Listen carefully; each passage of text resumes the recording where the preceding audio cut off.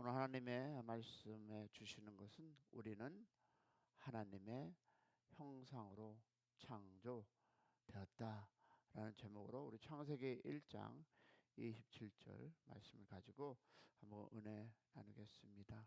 1월 27일 내 생일같이 오늘 말씀이 또 하나님께 주신 은혜가 있기를 소망해 봅니다.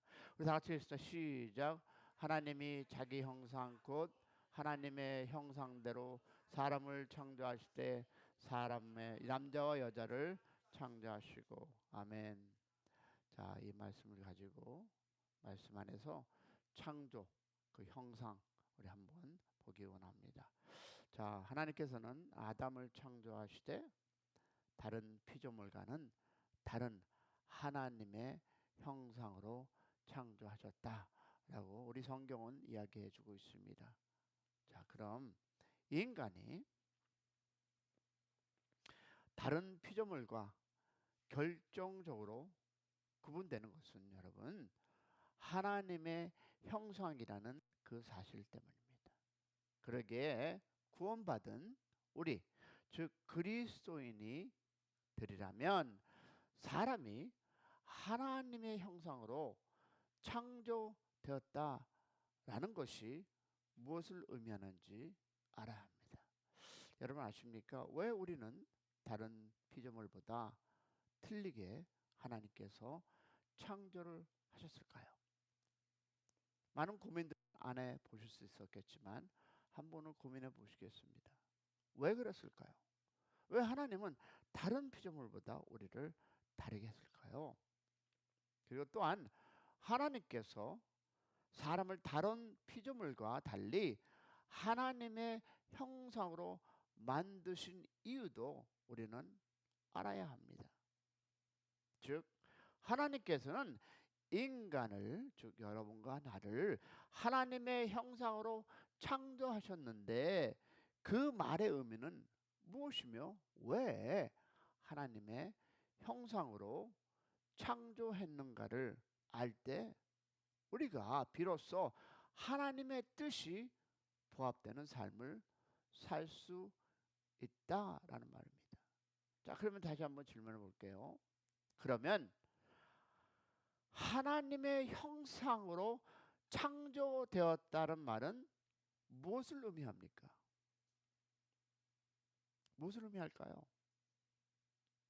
그것은요, 인간을 하나님의 닮은 존재로 창조하셨다는 의미입니다. 그러십니까? 그렇습니다. 하나님은 인간을 하나님의 닮은 존재로 창조하셨습니다. 그렇다면 닮기는 닮았는데 무엇이 닮았습니까? 자, 하나님께서 나를 하나님의 형상으로 창조하셨습니다. 아멘. 그럼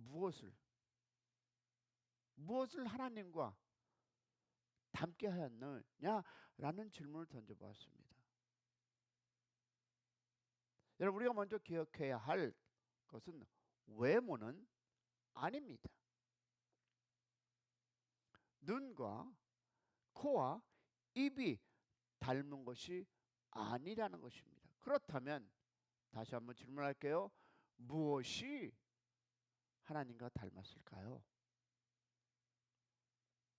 영 또 무엇이겠습니까?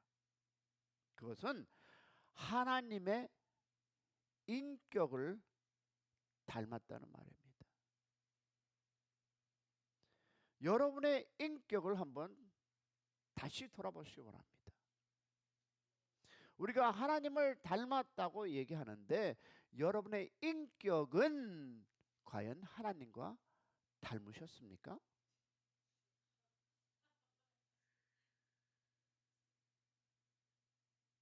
여러분 이것을 우리가 던져봐야 합니다. 여러분의 말을 통해서 생각을 통해서 여러분의 그 인격이 하나님과 닮은 인격의 말을 하시나요? 나누시나요? 아니면 내 것, 내 의지, 내 생각을 나누십니까? 인간은 하나님과 같은 인격을 소유한 존재였습니다. 이것이 하나님의 형상을 닮은 사람. 그러면 우리가 하나님의 인격을 닮았다는 말의 진정한 의미를 알려면 하나님의 인격을 먼저 알아야 합니다. 자, 그러면 하나님은 성경에서 어떤 분으로 소개하십니까? 사랑이라고 소개합니다. 근데 우리 안에는 분노와 내 생각과 내 의지, 내가 바라는 대로 라고 한다면 분명히 그것은 사랑이 아닙니다. 자, 눈은 인격이 아니라면 사랑은 인격입니다. 코는 인격이 아니라면 겸손은 인격입니다. 귀는 인격이 아니라면 온유는 인격입니다. 이런 것들입니다. 겸손하고 온유한 마음들. 근데 우리는 그렇다고 하면서 우리의 말과 우리의 생각은 이것과 정반대 되는 삶을 산다면 우리는 하나님의 창조의 의미대로 사는 것이 아닙니다. 여러분, 사랑과 겸손과 이 온유와 같은 것을 어떻게 가리켜서 하나님의 도덕적 성품이라고 합니다. 인간이 하나님의 형상으로 창조되었다는 것은 바로 하나님의 무엇일까요? 도덕적 성품을 닮은 존재로 지음을 받았다라는 의미. 할렐루야. 그러면 왜 하나님께서는 인간을 하나님의 닮은 사람으로 창조했을까요? 이 질문에 대한 답은 곧 모든 그리스도인들의 사명과 연결되었습니다. 내가 왜 존재해야 하느냐? 내가 왜, 여러분과 내가 왜 이 땅에 지금 존재해야 하느냐에 대한 답이라고 합니다. 즉 하나님께서 인간을 하나님의 닮은 존재로 만드신 결정적인 이유는 하나님께서 우리와 교제하길 원하셨습니다. 할렐루야. 우리는 그것을 통해 하나님을 드러내시기를. 들으셨어요? 하나님께서 여러분과 나를 교제하면서 이 교제 안에서 내가 다른 사람에게 하나님의 형상을 드러내기 위해서 원하셨던 것이었습니다. 이것이 인간을 하나님의 형상으로 창조하신 결정적인 이유입니다. 그러나 불행하게도 아담의 불순종으로 인해서 하나님의 형상이 파괴되었습니다. 그것이 여러분이 지금 살아가는 파괴된 인생이 살아가는 이유가 또 거기 있겠지 않습니까? 이제는 그러나 더 이상 인간은 하나님의 교제할 수 없었고 하나님의 인격을 드러낼 수 없게 되었습니다. 이 모든 원인은 무엇일까요? 죄 때문입니다. 그래서 죄 없으신 예수님은 십자가에 달려 피 흘리심으로써 그 주님을 영접하는 자에게 다시 한번 회복의 은총을 주셨습니다. 그런데도 구원받은 우리는 왜 그렇게 살아가지 못할까요? 구원받은 사람은 죄로 인해 일그러진 그 하나님의 형상을 회복된 사람입니다. 그렇다면 하나님의 형상을 회복한 우리는 하나님과의 교제, 즉 하나님을 들어서요. 하나님을 다시 한번 하나님을 드러내는 일을 인생의 최우선으로 삼고 살아야 합니다. 너무나 분주함으로써 하나님과의 교제를 소홀히 하고 하나님을 드러내는 것보다 누구를? 자신을. 내가 이 교회 누군데, 내가 이 정권을 갖고 있는데 라고 드러내는 그 못된 생활이 아담과 죄를 지은 그 생각들이 아직도 우리의 그 머리에서, 우리의 입술에서 나오고 있다는 것입니다. 자신을 드러내는 일에 국한한다면 우리는 원래 하나님께서 의도한 계획대로 살지 못하는 것입니다. 그러한 인생을 산다면 필연적으로 후회할 수밖에 없습니다. 여러분, 하나님과 교제하는 일에, 그리고 하나님을 드러내는 일에 인생의 승부를 거시기를 소망해 봅니다. 만약 우리가 이 두 가지 일에 성공한다면 성공적인 삶을 살 수 있습니다. 그러기 위해서는 여러분 무엇이 필요할까요? 믿음은 아주 중요하다는 것입니다. 보겠습니다. 6장 19절 시작. 땅이여 들으라. 내가 이 박상에 재앙을 내리니 이것이 그들의 생각과 결과라. 스탑. 재앙이 왜 왔을까요? 그들의 생각. 그리고 그것이 결과다. 우리 누구를 탓할 이유가 하나도 없습니다. 그리고 그들이 내 말을 듣지 아니하며 내 법을 버렸습니다. 왜 어려움이 있을까요? 우리 교회에 왜 이런 일이 일어날까요? 그것은요, 바로 내 생각, 내 주장, 내 의지, 내가 바라는 방향으로 무엇인가 이루어지기를 원하는, 그래서 우리에게 어려움이 있고 고난이 있고 힘듦이 있는 걸 아닐까요? 본문 말씀은 하나님께서 이스라엘 백성들에게 재앙을 내리시면서 하시는 말씀이었습니다. 그것은 그들의 생각이 결과, 즉 우리의 생각이 결과의 열매라는 것입니다. 만일 이 법칙을 반대로 적용한다면 우리가 하나님으로부터 복을 받는 것은 우리의 생각 때문입니다. 그들이 생각이 잘못돼서 하나님의 재앙을 그들에게 허락했다면, 우리의 생각이 변하면 복을 받는 거 아닐까요?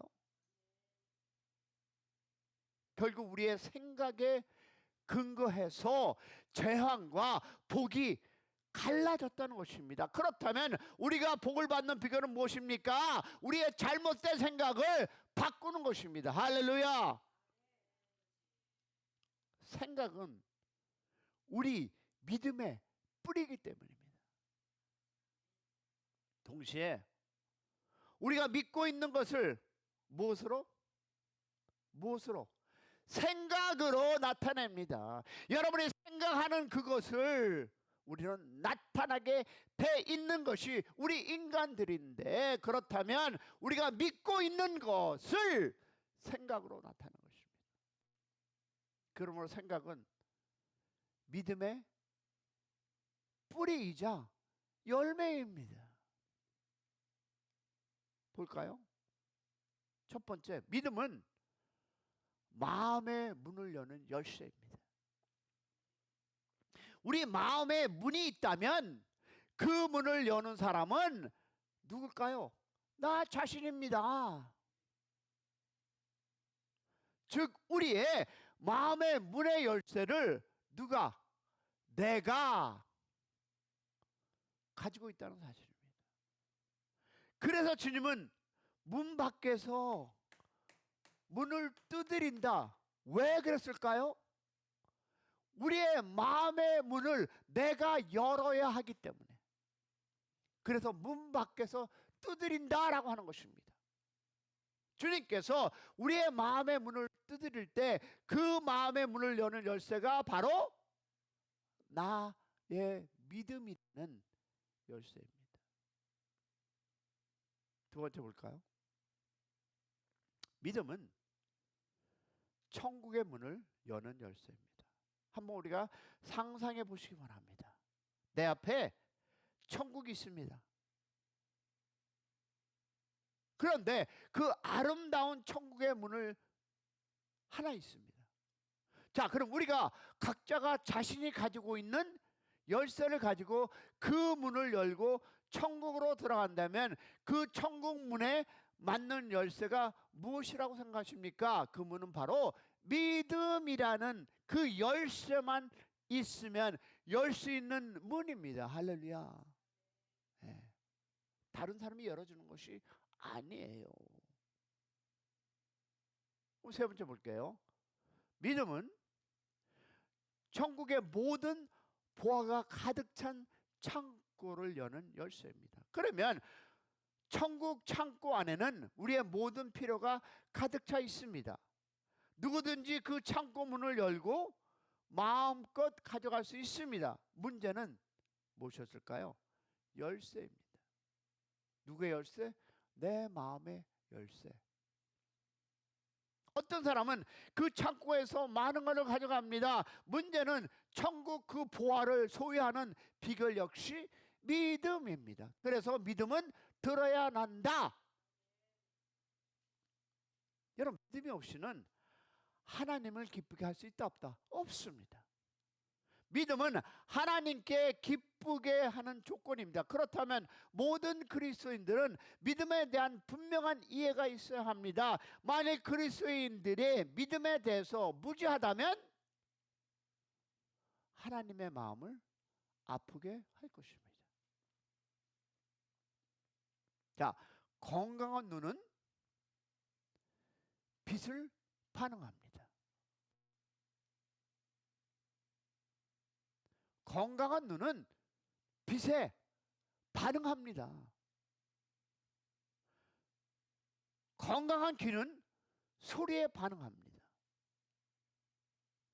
믿음이란 하나님의 인격에 대한 인간의 반응입니다. 할렐루야. 무엇이다? 믿음이란 하나님의 인격에 대한 인간의 반응. 그러므로 하나님은 믿음을 만나면 기뻐합니다.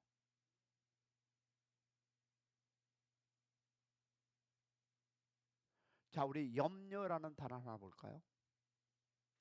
다 같이 보겠습니다.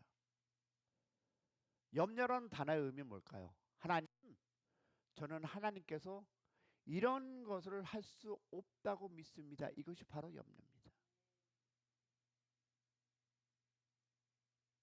하나님이 할 수 없습니다 라는 것이 여러분이 갖고 있는 그 우리의 인생을 살아가면서 24시간 우리가 얘기하는 것이 이것이 문제고 저것이 문제고 이래서 안 되고 저래서 안 되고, 이거 다 염려. 하나님께 내려놓으시기 바랍니다. 세상 삶 우리가 어떻게 하겠습니까? 이것이 세상의 인생인데, 근데 이래서 이렇고 그런 거 왜 이렇게 많이 들었는지, 왜 내가 그런 대답을 해야 하는지. 여러분, 염려는 저는 이런 것을 할 수 없다, 즉 하나님께서. 두려움은 뭘까요? 우리 계속 그런 얘기 합니다. 염려하고. 자, 두려움 뭐예요? 하나님께서 이 문제만큼은 해결할 수 없다고 믿는 거예요. 생각해 보세요. 그렇지 않습니까? 두려움이라는 건 무엇입니까? 하나님은 이 문제, 여러분 하나님께 내려놓고 그런 삶이 온다면 오케이. 근데 우리는 두려움 때문에 여기도 못 가고 저기도 못 가고 이것도 못 하고 저것도 못 하고. 왜 그런 감옥에 살아가십니까? 세 번째 뭡니까? 고독입니다. 하나님의 임재를 믿지 못해서 생기는 결과가 바로 고독이라는 단어입니다. 또 뭐가 있습니까? 원망. 원망이 뭐죠? 하나님의 선하심을 대한 불신입니다. 자, 죄책감이 뭡니까? 하나님의 은혜와 용서하심에 대한 부족. 그래서 그냥 죄책감으로, 하나님 저는 이제 그만하세요. 우리가 죄인인지 알고 있습니다. 하나님의 더 꿈과 비전을 가지고 기도하시기 바랍니다. 또 뭡니까? 열등의식이에요. 열등의식 뭐예요? 하나님에 대한 용납하심의 불신. 마지막 뭘까요? 그러니까 이 불순종, 하나님에 대한 믿음의 부족입니다. 사랑하는 여러분, 이 단어를 한번 기억하시면서 여러분의 기독교의 하나님의 자녀로서 한번 이 땅에 살아가는 나는 어떻게 살아가고 있는가? 그렇지 않아도 어렵습니다. 그렇지 않아도 힘듭니다. 그렇지 않아도 좌절함이 있습니다. 나부터 여러분도. 그러나 우리 이 단어를 기억하면서 중요한 것은 내가 무엇인가를 되기 위해서 나의 생각과 나의 의지를 가지고 교회에 얘기하지 말고 하나님의 사랑으로, 하나님을 의지함으로 기도하는 사람 되세요. 기도하는 용사 되길 원합니다. 교회가 부족합니까? 기도하세요. 무엇이 부족합니까? 기도하세요. 내려놓기 바랍니다. 그런 여러분의 삶의 인생이 되기를 다시 한번 소망해 보면서 우리 하나님 말씀대로 하나님이 나를 창조하신 이유와 하나님의 그 뜻을 기억하는 우리의 모두 그런 새벽이 되기를 주님으로 축원합니다. 기도할 때 여러분 교회를 위해서 불평만 그만하시고 교회를 위해서 하나님의 섭리 안에 거하는 자 되시기를 소망합니다. 그 주도권을 가지면 뭐 하겠습니까? 내려놓으시고 하나님의 교회를 위해서 기도하고 하나님의 그 단어 하나 뭡니까? 사랑이라는 단어를 가지고 함구하시며 살아가는 우리 모두가 되기를, 그 책임을 맡긴 하나님께 의존하는 여러분 되시기를, 죽이 되든 밥이 되든 하나님의 뜻대로, 여러분의 생각이 아닌 하나님의 뜻대로 살아가는, 하나님이 주신 말씀 안에 그 책임을 짓고 살아가는 우리 모두가 되기를 소망해 봅니다.